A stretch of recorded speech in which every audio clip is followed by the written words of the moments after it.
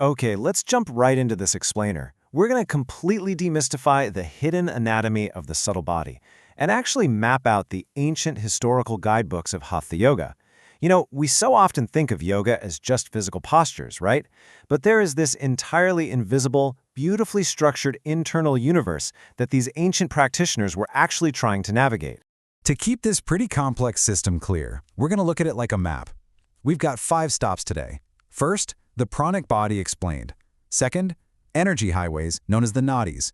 Third, the 7 energy centers. Fourth, awakening the kundalini. And finally, number 5, the ancient Hatha guidebooks. So before we even unfold this map, we really need to understand a concept called prana sanyaman. Basically, the entire theory of Hatha Yoga boils down to 4 things: prana, nadi, chakra, and kundalini. Everything, literally everything, relies on prana, your vital life energy. Prana sanyaman is the overarching theory of exactly how we gather that vital energy, how we concentrate it into specific centers, and finally, how we channel it upward toward the head to trigger a massive spiritual awakening. So, let's start with the fuel that powers this entire hidden system. Section 1, the pranic body, our vital life force. Now, instead of just thinking of it as breath, look at how prana is visualized here. It's broken down into 5 distinct vital life forces, or vayus, operating in completely different zones of your body. You've got the main prana in the chest, which governs respiration and your heart. Down in the pelvis, there's apana, handling elimination and grounding. Right in the navel, samana is stoking your digestive fire. Up in the throat and head, udana controls speech and upward movement. And finally, vyana acts as this great circulator, just pervading your entire body to distribute nutrients and energy. And notice the arrows here. This is absolutely crucial. This vital energy has to flow in highly specific directions to keep you healthy. Udana ascends, apana descends, while vyana moves outward and samana draws inward. Why does this matter for us? Well, ancient texts explicitly state that blocked or misdirected prana is the direct root cause of physical disease and mental agitation. If the flow is off, the whole system goes out of whack. Now, beyond those 5 main forces, you also have 5 secondary energies called upa-pranas, and these control some really fascinating autonomous bodily functions. Naga is responsible for hiccups and belching to release internal pressure. Kurma stabilizes your eyes and controls blinking. Korkata triggers sneezing and coughing to protect your airway. Devadatta is actually what makes you yawn and get sleepy. And then there's Dhanajaya, which is kind of mind-blowing, honestly. It's the vital energy that stubbornly remains in the physical body even after death, eventually causing decomposition. Okay, let's move to the next layer of our map and see exactly how this fuel travels. Section 2, energy highways, known as the nadis. Classical texts reveal that underneath your physical nervous system lies a parallel pranic body made up of 72,000, and some texts even climb up to 350,000 subtle energy channels carrying your life force. I mean, these aren't physical nerves you could just point to in a biology lab. They're entirely invisible conduits of pure energy.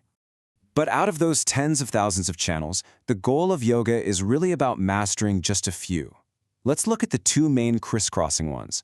On the left side, starting from the base of the spine and ending at the left nostril, is the Ida Nadi. This is your lunar, cooling energy.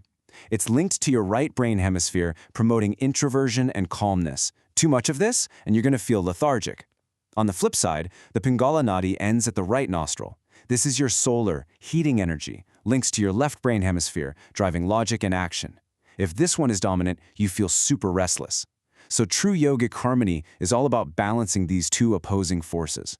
But before our energy can flow perfectly in balance, we have to clear what yogis call mala, or impurities. Think of these as massive traffic jams on your energy highways. You've got physical impurities from poor diets and toxins.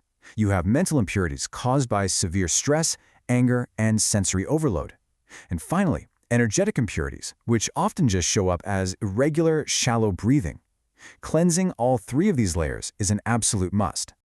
Once those highways are completely clear of traffic, the energy reaches major intersections. That brings us to Section 3, the 7 energy centers, or chakras. These invisible, energetic plexuses are anchored straight to our physical anatomy.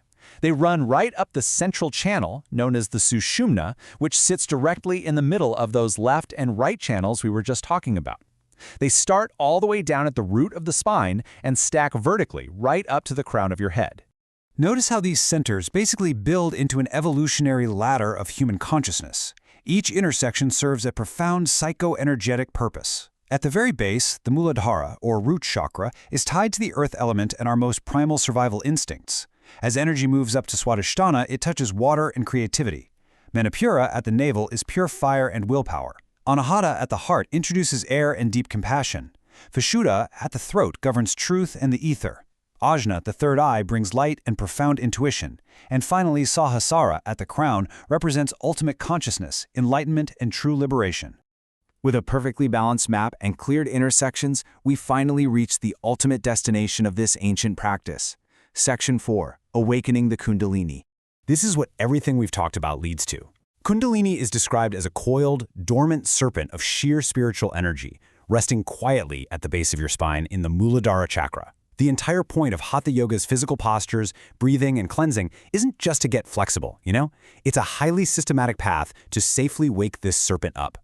When awakened, it shoots upward through the central Sushumna channel, activating every single chakra along the way and ultimately leading to vastly expanded consciousness and total spiritual liberation. So, who actually drew this intricate energetic map for us in the first place? Let's explore our final stop, Section 5, the Ancient Hatha Guidebooks. Over many centuries, master practitioners codified these hidden bodily systems into 5 major definitive texts. It started way back in the highly secretive 10th to 12th centuries with the Goraksha Shataka. By the 14th to 17th centuries, we see deeply philosophical texts emerge, like the Shiva Samhita. The 15th century gave us the Hatha Pradipika, which is actually the most widely studied text today. And then, jumping to the 17th century, things expanded rapidly with intensive manuals like the Gheranda Samhita and the Hatharatnavali. You can actually see here how Hatha Yoga practically evolved over time. Look at the early texts, like the Goraksha Shataka and Shiva Samhita. They feature almost minimal physical postures, maybe just 2 or 4 seated poses. Their focus was purely internal, metaphysics, energy locks, and kundalini. But as time marched on to the 15th century's Hatha Pradipika, we see 15 postures. And by the 17th century's Hatha Ratnavali, we suddenly have a comprehensive catalog of 84 asanas. It shows a fascinating shift toward using intense physical purification to achieve those exact same spiritual goals. So the crucial takeaway as we wrap up this explainer is this. Regardless of whether you're reading a highly secretive 11th century scroll or a 17th century posture catalog, the core system remains identical. The entire physical and spiritual journey relies completely on mastering your energy, clearing your internal channels, illuminating your energetic centers, and awakening your dormant, coiled power. Which leaves us with a genuinely fascinating final thought to ponder today. If you diligently use this ancient, proven map to clear away your physical and mental traffic jams, and you perfectly balanced your cooling and heating forces, what would happen when you finally unleash that dormant energy resting within yourself? Thanks for diving into this incredible subtle anatomy with me today. Keep exploring, and I'll catch you on the next explainer.